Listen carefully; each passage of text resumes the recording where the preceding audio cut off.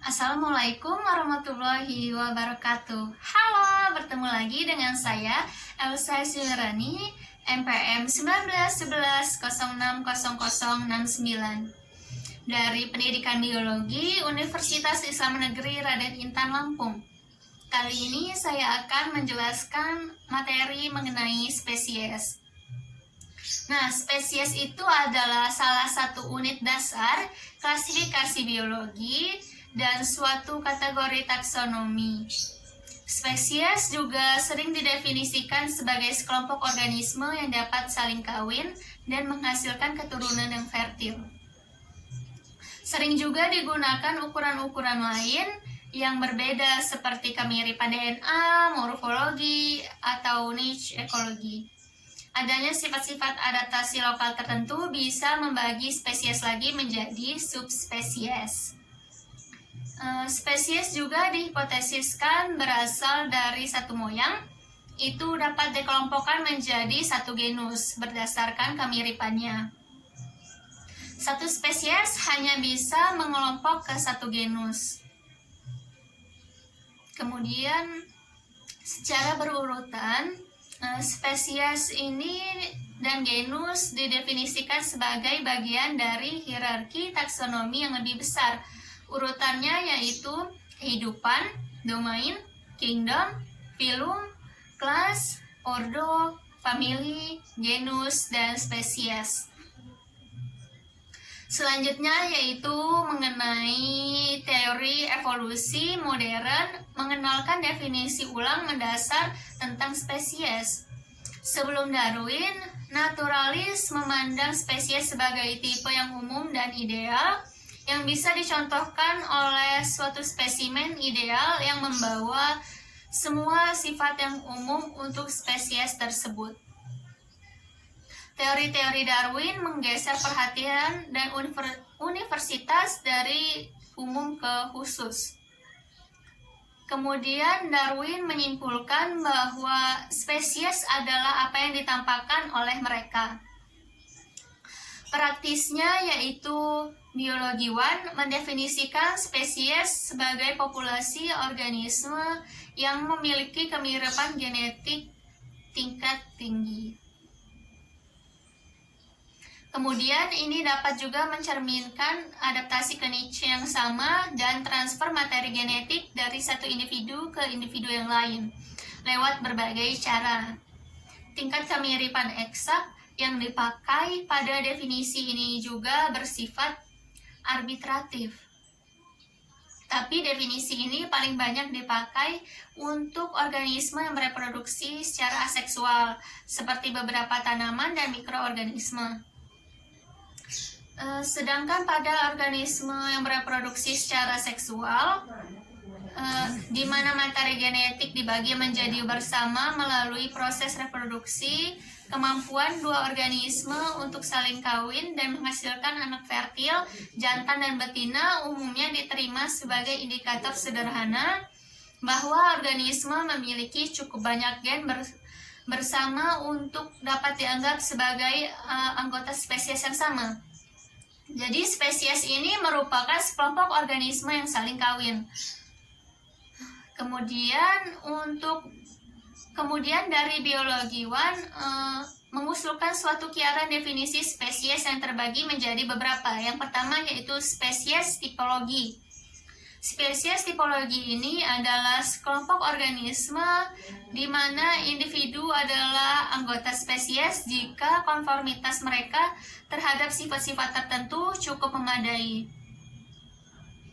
Metode ini digunakan sebagai metode klasik penentuan spesies seperti yang dipakai oleh Linnaeus dalam awal teori evolusi. Kemudian yang kedua yaitu spesies morfologi, yaitu merupakan suatu populasi atau kelompok populasi yang berbeda morfologinya dengan populasi lain.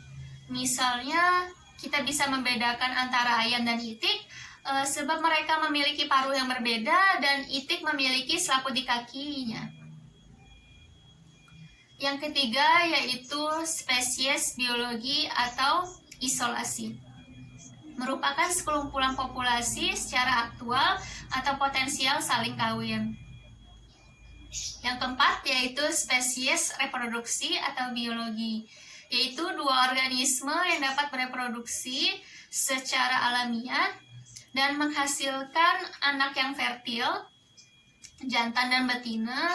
Organisme yang dapat bereproduksi namun hampir selalu menghasilkan hibrid infertil, setidaknya pada satu jenis kelamin seperti bagal, hini atau katalo.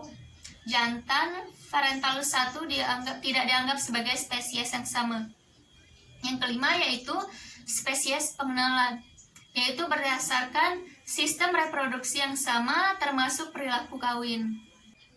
Yang keenam yaitu spesies pengenalan kawin, merupakan sekelompok organisme yang diketahui mengenal satu sama lain sebagai pasangan kawin yang potensial. Yang ketujuh yaitu spesies evolusi atau spesies Darwinisme, merupakan sekelompok organisme yang berbagi moyang, suatu silsilah yang mempertahankan integritasnya terhadap silsilah lain dalam suatu waktu dan ruang. Yang selanjutnya yaitu yang ke-8, spesies filogeni atau plagistik, yaitu sekelompok organisme yang berbagi moyang, suatu silsilah yang mempertahankan integritas terhadap silsilah kelompok lain dalam satu ruang dan waktu. Perbedaannya dengan spesies evolusi adalah bahwa induk akan punah secara taksonomis ketika spesies baru telah terbentuk, di mana populasi induk dan anak sekarang ini membentuk dua spesies yang baru. Yang ke-9 yaitu spesies ekologi, merupakan suatu set organisme yang teradaptasikan terhadap suatu set sumber daya tertentu yang ada di lingkungan. Yang ke-10 yaitu spesies genetik, yang berdasarkan kemiripan DNA individu atau populasi. Yang ke-11 yaitu spesies fenetik, berdasarkan fenetiknya. Yang ke-12 yaitu mikrospesies, merupakan spesies yang reproduksi tanpa meiosis atau fertilisasi sehingga tiap generasi secara genetik identik dengan generasi sebelumnya. Yang ke-13 yaitu spesies kohesi, merupakan populasi individu yang paling inklusif yang memiliki potensi untuk kohesi fenotipik melalui mekanisme kohesi yang intrinsik. Dan yang terakhir yaitu evolutionarily significant unit atau ESU, yaitu unit signifikan evolusi adalah sekumpulan organisme yang dianggap berbeda untuk tujuan konservasi. Itulah penjelasan materi mengenai spesies pada kali ini. Apabila terdapat kesalahan saya mohon maaf. Wabillahi taufiq wal hidayah. Wassalamualaikum warahmatullahi wabarakatuh.